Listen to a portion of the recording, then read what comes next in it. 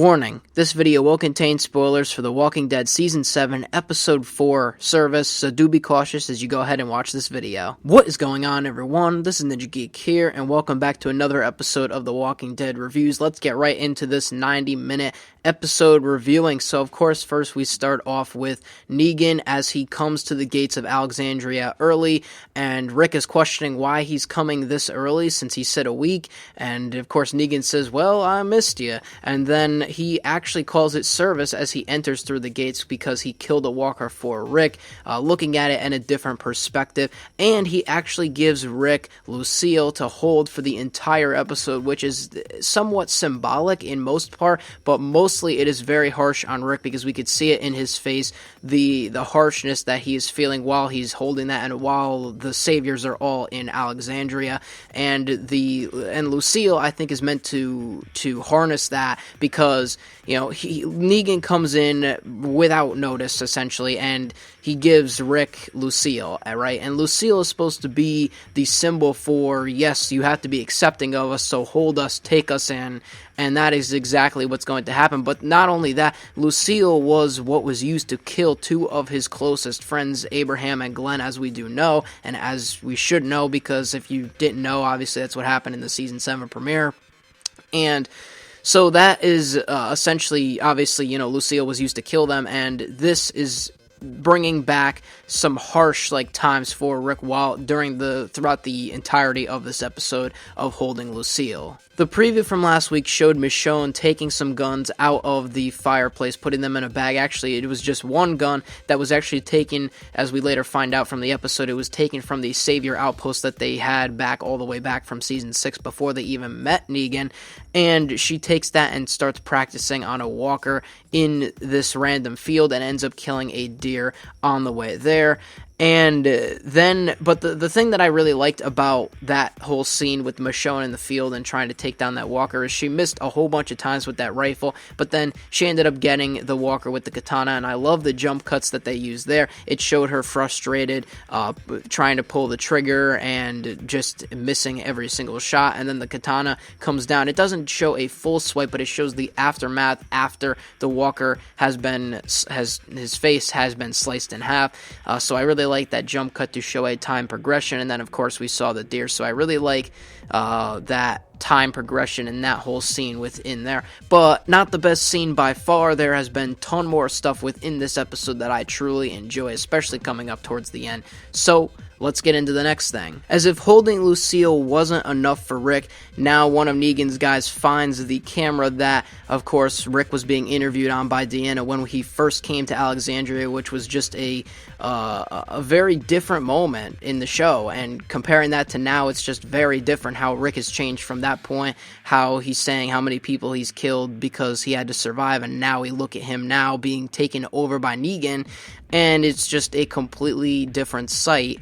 But then moving on a little bit later, we find out that Carl actually creates a disturbance that creates a focus point for Negan to try and capture every one of their guns, because Carl acts out saying that, they said they were going to take half of the medicine, and Negan says, well, half is what I say it is, and that little moment reminds Negan that everyone's not on board, that he needs to take all of their guns.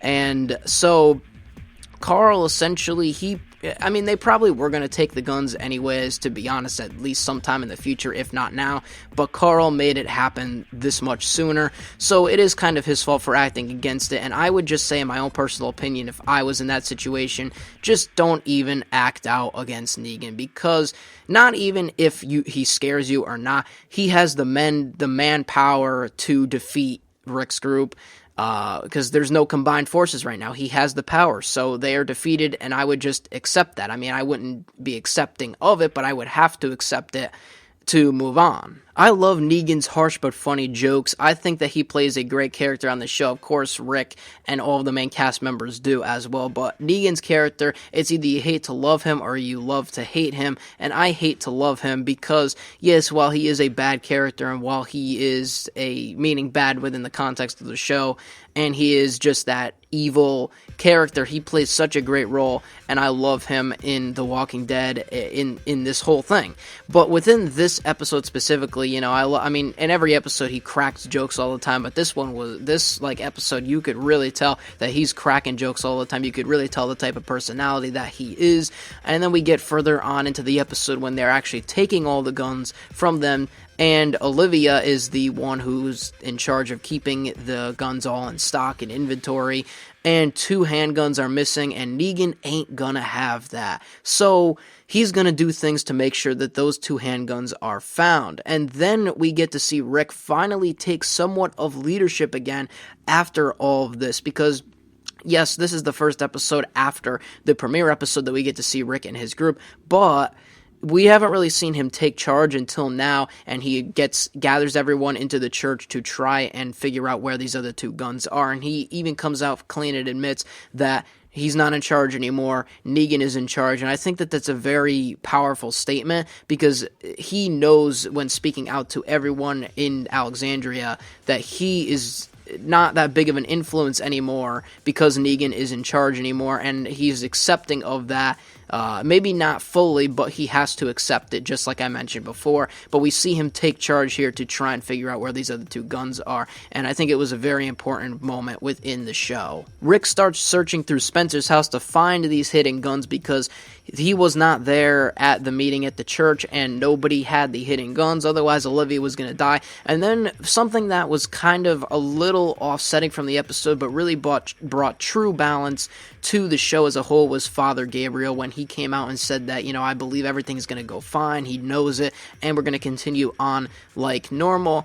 And the fact that he said, you know, once he thought of Rick as being a threat and now he's one of his best friends, was a very good and true statement, because at the beginning, when we first met Father Gabriel, I believe it was back in season 5, I think, he was the character that was like, I don't know if I really trust him.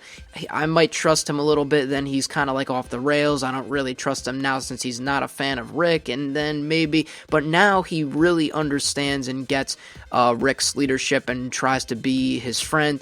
And I really like that Father Gabriel, the light that he sheds upon the show and the way that he acts. We haven't really seen him in a lot of the episodes, but I really did like his role last night in this episode. But Rick ends up finding the guns in a hidden air duct within Spencer's house, that he hid the 2 missing guns there, and basically Rick saved Olivia's life because of those 2 guns. Now, you know, you might think, well, who really cares about 2 guns? But that's 2 guns that Negan is short of, and he is not going to have that. So, you know, Rick is going in a frantic pansy of trying to figure out where these guns are, and he ends up finding them hidden in Spencer's house. So Spencer was the one that obviously hid the guns, and we're going to get into a conflict with him later on, which is one of the best moments of this episode. Michonne returns with the last rifle and the deer that she ended up shooting on her back, and of course Negan's gonna take both of those, but Michonne's not really convinced that she wants to give away that rifle. It wasn't really on the inventory list, it was one of the ones they took from the outpost, but Rick pleads her to give it, to let him take it back, to give it to Negan, because he doesn't want anyone else to die, and he wants to make sure that everything is safe. So even though that gun wasn't particularly on the inventory list, and they would have never known about it, they don't want to keep any secrets, and Rick does not trust that kind of conflict, so he just wants to give that up completely. And Negan on the way out says, yep, we're going to take the deer as well. And it just shows that the conflict between Michonne is a strong character, right? We see her come in during season 3, and she has been playing a strong role ever since, and she is one of the main characters, and she could honestly rise to an occasion, to a point where maybe she could even defeat Negan at some point later on in the show. With Carol, lots of people were thinking, well, maybe Carol is going to be the one, because she's, you know, the typical badass. But the thing about Carol is right now she's really not in that good of condition. She's still kind of healing from being shot. So, and of course, you know, she's going to get better as the time goes on, but I don't know if Carol would be a good one to try and take retaliation. Maybe she wants to, but Michonne, you could really see the revengefulness in her eyes, and especially like going back to even in the beginning when Lucille's being held by Rick throughout the entire episode, and he's just like clenching onto the bat the entire time and just like looking out into the distance, like ready. He looks like he's almost ready to shed a tear every single time that you look at him, and looking back at him and then looking at Daryl. Sometimes he tries to talk with Daryl. Negan doesn't want that to happen either. It's just very quiet and upsetting to see Rick in this state that he has no control over what is going on, and he can't really do much about it. And you can really see it when he's clenching the bat, and you could really tell that he really wants to take Lucille, give her a good swing at Negan's head, but that would not obviously turn out well for anybody involved, or more importantly for him. But that is at the stage where we are at right now. So then eventually Negan leaves, and we get to see the emotional moment between Daryl in the back of the truck going back to the sanctuary where the Saviors are, because now Negan owns Daryl. And we get to see the emotional pull between Rick, as they're driving away.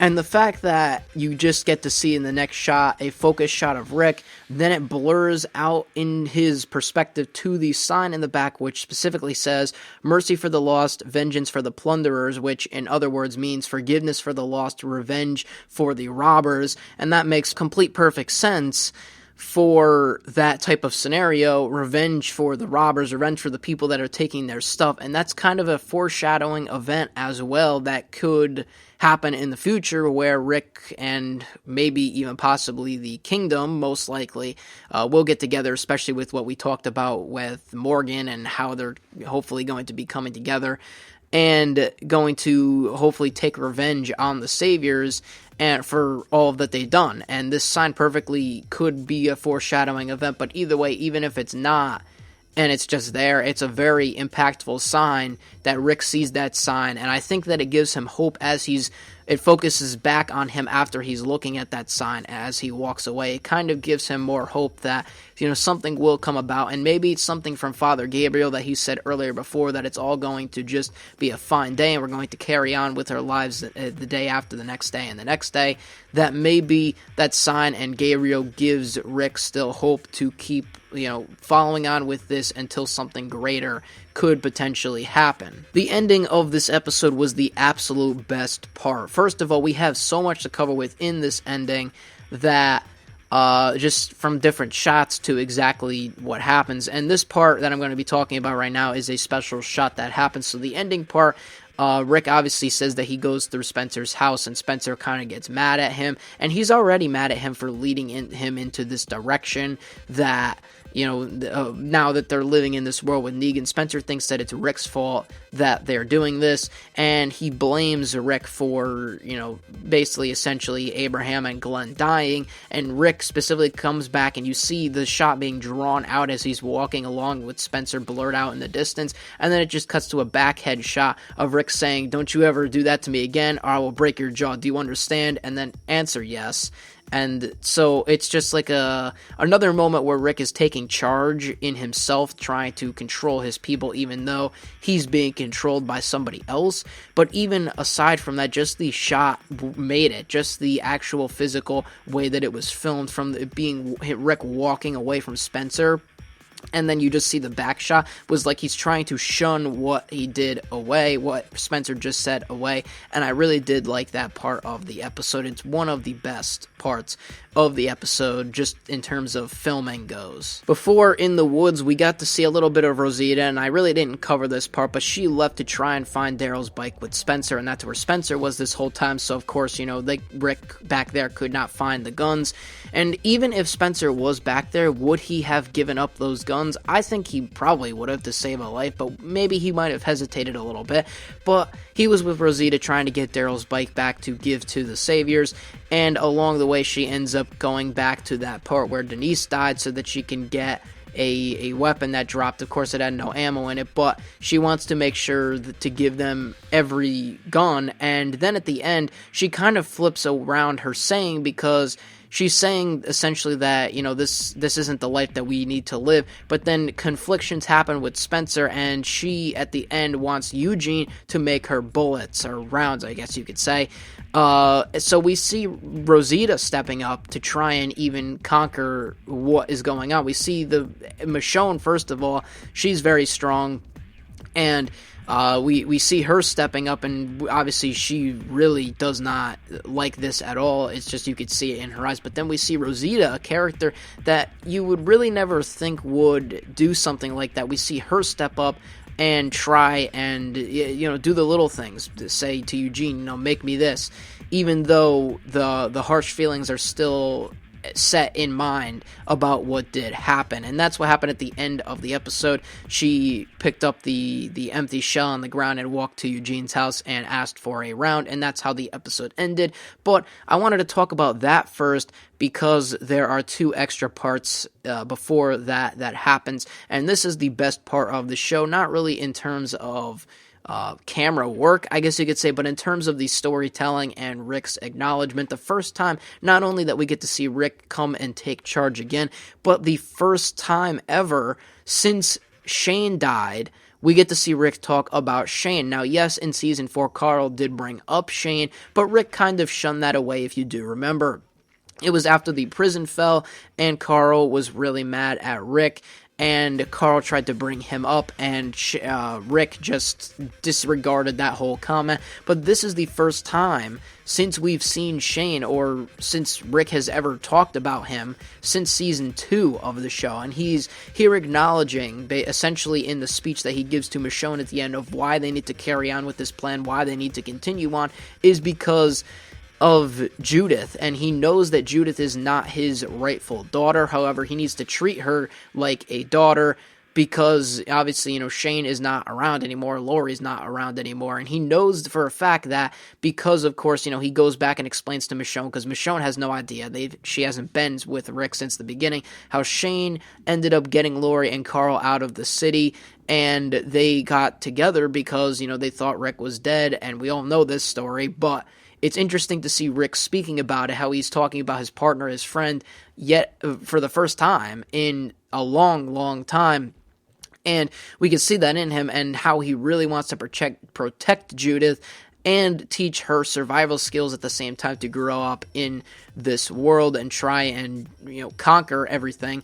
But on the other hand, one little side note, the one thing that Rick did kind of forget is that if this life continues, which it probably won't, depending on what happens, we don't know exactly, but Judith can become Negan's at any specific time. Rick doesn't own Judith. Negan does. So, technically, yes, he is his daughter, but, you never know what could happen. Negan is that type of guy, and you just never know. That's probably a pretty far-fetched idea, but I'm just throwing it out there that, with everything that Rick and Negan have been through in this past couple of episodes, anything is really possible. But without that said, and going back to the normal stuff, Rick's speech there, talking about Shane again for the first time, really, it almost really made me cry to a good extent, because, as soon as he specifically came out and said, I had a partner, I used to have a partner, we knew that he was talking about Shane if you did watch Season 1, and it was a direct line to that, and I really liked how they did that, how they made Rick talk about Shane for the first time. Really an important part of the episode, and it cannot go unmissed. Then, just before we get to Rosita's part at the end, though, I want to talk about the part that was actually really shocking and a real eye-opener, is that Michonne goes back to that field that we saw her in the beginning of the episode, and she smells something burning, and the only reason why I say smell is because she could have saw smoke, but I would assume that she would smell something burning, because we didn't get to see it on screen. So she heard something, she smelled it, or what have you. She looked behind you, she walked down, or behind her, she looked down the road, and there was the mattresses that Negan took. And you could really just see the hatred in her face, in her eyes after that moment, because Negan really didn't need those mattresses. He just took it and burned their mattresses on purpose, just to show them how tough Negan is and how strong that they mean what they mean. And, they didn't have to do that. If they didn't need the mattresses, they didn't have to take them, but they did it on purpose. And at first, I really didn't even know what was being burned, but because it was just a random pile, but it was the mattresses that they had, and Negan took and went a few miles down the road, or not even, just a few whatever down the road, and burned them. And I think this is really going to set off a point in Michonne where, she tries to listen to Rick, but ultimately things like this just cannot go unnoticed, and we don't know exactly what's going to happen in the future with what she thinks. We see in the preview next week, Carl and Michonne actually get to talking, and Carl doesn't believe that we have to believe what Rick believes, which is to follow along. He thinks that we have to fight. Michonne is kind of on the fence. We know that she wants to. Even hell, Rick wants to, but he obviously can't. He knows he has to accept it. But Michonne is on the fence because she really doesn't know what she has to believe, but she knows truly what she has to do. And it's just going to be interesting to see how the rest of these characters are going to interact as this show comes up. Especially interact with Negan and his harsh and funny jokes.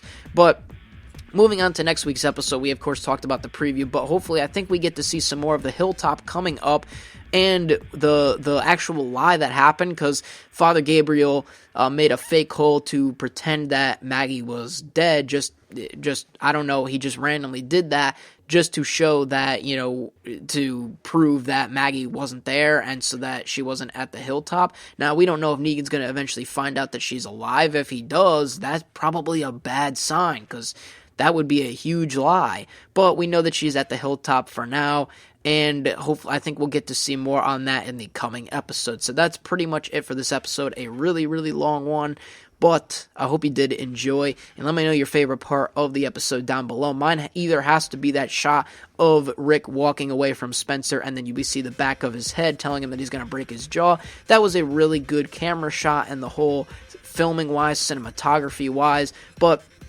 the best part of the episode absolutely is when he talked about Shane. That part was just so fundamental to the episode that I felt like it was just a great 90-minute episode. So, yeah, that's pretty much it. I will see you on next week's episode of The Walking Dead Reviews. This is NinjaGeek. I'm out. And don't forget to open that door when I come back. That is right. You open the doors for me. I am Negan.